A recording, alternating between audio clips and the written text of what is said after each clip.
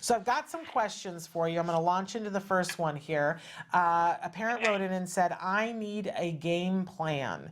Can you tell me what I can do when my 6-year-old is non-compliant and needs my help to go to his room to calm down, but I have a 3-year-old who's also acting up, and when they feed off of each other, both escalate at the same time. What do I do first?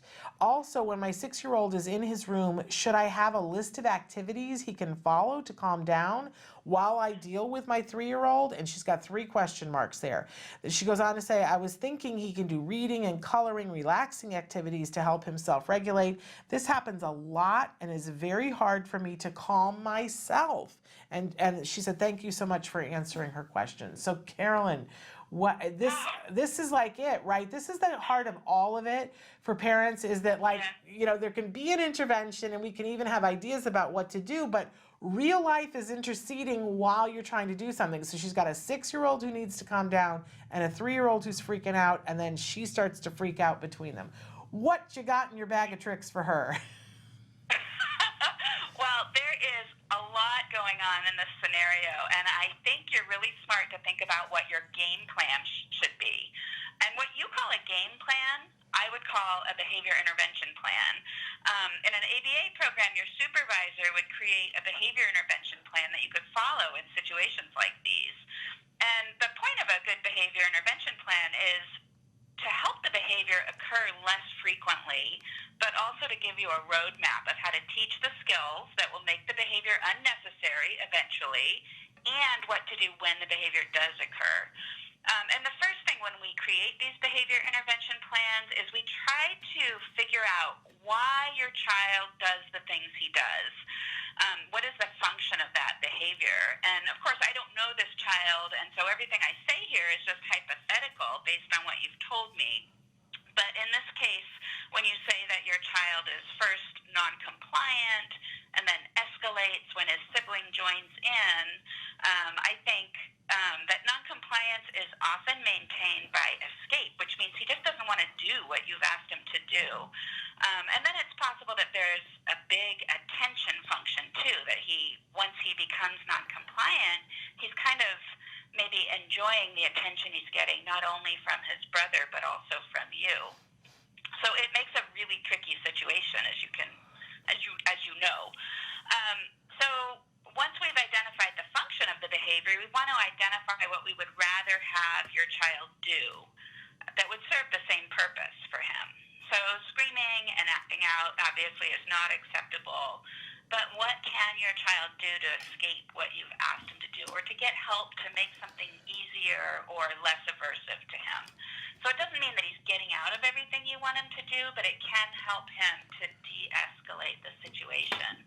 And some examples would be, can he ask for a break from something that he doesn't want to do? Can he ask for more time with a preferred activity? Something that's difficult for him? All of those things would help serve that escape function. Could he ask you for a hug? Could he ask his brother for a hug? Those are things that might help meet the attention function. And also keep in mind that if you are sending him to his room when he acts up, if the function is actually escape, then you might accidentally actually be reinforcing the behavior that he's engaging in. So maybe he's trying to get out of something. The easiest and least stressful way to deal with this, obviously, is to prevent the situation from getting started in the first place. You talked in your question about having your child self-regulate, and this is important. Like, that's something that we want him to be able to do. But ideally, we want him to be able to self-regulate before the behavior escalates and not after. And when that happens, it's going to make your life easier, and you're also going to be teaching him what to do.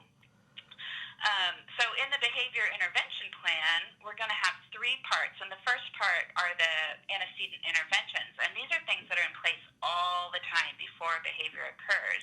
And they would be listed in your child's behavior intervention plan. That's why I love when you say, I need a game plan. So this is your game plan. Your game plan can include the setup in your home and the way that you gain compliance from your child, So, for example, if he regularly tantrums when you ask him to clean his room, you could, specify what he's going to get out of it when you ask him to clean his room. So you could say something like, let's clean up and then we can go outside, to kind of gain his compliance in the beginning before the behavior occurs. You also mentioned calming activities as a way for him to de-escalate. So, like if reading and coloring and maybe sensory activities are really calming for him, let's implement them as an antecedent intervention. And let's give him those things for free before he escalates. So we could have him participate in those things on a time-based schedule, for example, or you could teach him to ask for these things when he starts to feel a little bit stressed out. If coloring, reading, and sensory activities are calming, let's capitalize on those things. And if we're trying to identify other activities that might be calming, we can watch our children and see what they seek out. And it's possible also that your attention is calming for your child. So we could add that to the list of the things that he could access periodically throughout the day, separate from his problem behavior. So even with the best planning, the noncompliance is still going to occur occasionally. So the other part of the behavior intervention plan is the consequence section. In the consequence section, we want to make sure that you are able to respond consistently and calmly when the behaviors occur. You were really smart to recognize that it might be a good idea to separate your kids when they start to escalate, because it seems like they are sort of feeding off of each other. But this really isn't easy to do when both kids are acting up and you're by yourself because they outnumber you. And because safety can be an issue when children act out, we need to consider how to keep everyone safe at the same time. So start by keeping your cool. We want to teach our children calming strategies such as taking deep breaths or taking a break, engaging in calming activities. And it's important for us to be able to do this too. So if you feel like it's a safe thing to do, you can take a minute for yourself and kind of remove yourself from the situation as long as you're not afraid for your children's safety. Take a deep breath. Remember what's important, that you're helping your children, even though right now in the moment it feels really difficult.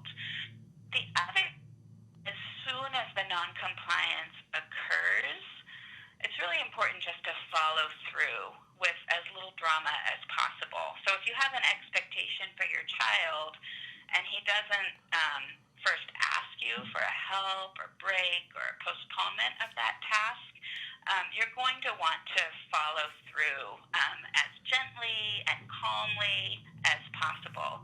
You're not going to repeat your demand or try to talk him into it, because those things can feed the behavior if it's maintained by attention. So keep your voice really neutral and calm and be gentle. But you're also going to just, the way I do it is I block access to other reinforcers until the child has followed through with the original demand. Hopefully your 3-year-old will follow your lead and stay calm also. But if not, you might have an arsenal of activities that your 3-year-old can engage in the same way that you know what your 6-year-old enjoys, you're going to want to identify things that your 3-year-old can do. Maybe it's a YouTube video, maybe there's some cause and effect toys, maybe there's some other calming activities that you can get your 3-year-old started with too. So I hope that helps to answer the question. Every situation is different, but with a good behavior intervention plan, you will have a game plan for what to do the next time this happens. Wonderful, wonderful. I loved that explanation. That was great.